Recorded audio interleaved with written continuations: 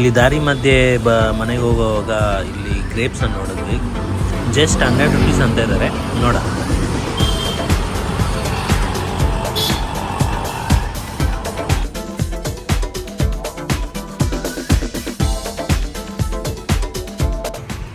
ಎಷ್ಟು ಸರ್ ಇದು box?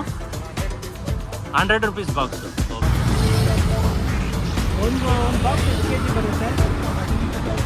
3 kg ಬರುತ್ತಾ? ಇದೊಂದು ಬಾಕ್ಸು 100 ರೂಪಾಯಿ. ಸೊ ಒಂದು ಬಾಕ್ಸಲ್ಲಿ ನಿಮಗೆ 2 ರಿಂದ 3 kg ಗ್ರೇಪ್ಸ್ ಸಿಗುತ್ತೆ. ತೊಗೊಂಡು ನೋಡೋಣ ಹೆಂಗಿರುತ್ತೆ ನೋಡೋಣ. ಸೊ ಮನೆಯಲ್ಲಿ ಅನ್ಬಾಕ್ಸ್ ಮಾಡಿ ನೋಡ್ತೀನಿ ನಿಮಗೆ. ಈಗ ಇದನ್ನು ಖರೀದಿ ಮಾಡೋಣ. ಒಂದು ಬಾಕ್ಸ್ ತೊಗೊತಾ ಇದ್ದೀನಿ ನಾನು 100 ರೂಪಾಯಿ ಕೊಟ್ಟು. ಇದು ಮನೆಯಲ್ಲಿ ಅನ್ಬಾಕ್ಸ್ ಮಾಡಿ ನೋಡೋಣ ಹೆಂಗಿದೆ ಅಂತ.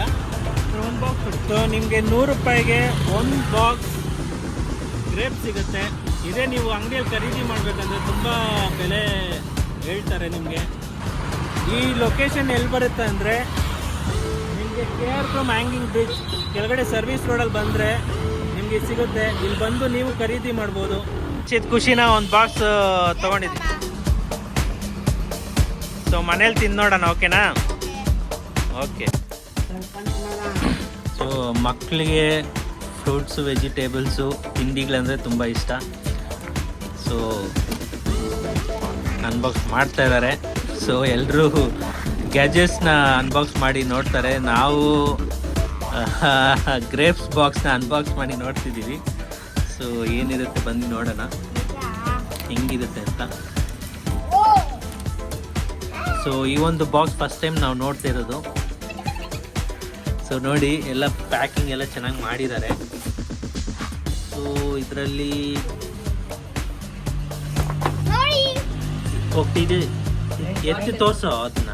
ಒಂದು ಇದು ಗೊನೆ ಇತ್ತು. ಸೊ ನೋಡ್ಬೋದು ಚೆನ್ನಾಗಿದೆ.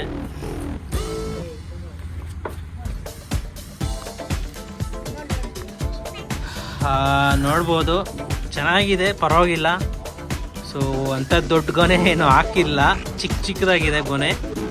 ಅವರು ಅದು ಮೋಸ್ಟ್ಲಿ ಅದು ಬಾಕ್ಸ್ ಮಾಡೋದಕ್ಕೋಸ್ಕರ, ಬಾಕ್ಸಲ್ಲಿ ಇಡೋದಕ್ಕೋಸ್ಕರ ಚಿಕ್ಕದಾಗಿ ಕಟ್ ಮಾಡಿ ಇಟ್ಟಿದ್ದಾರೆ ಅನಿಸುತ್ತೆ.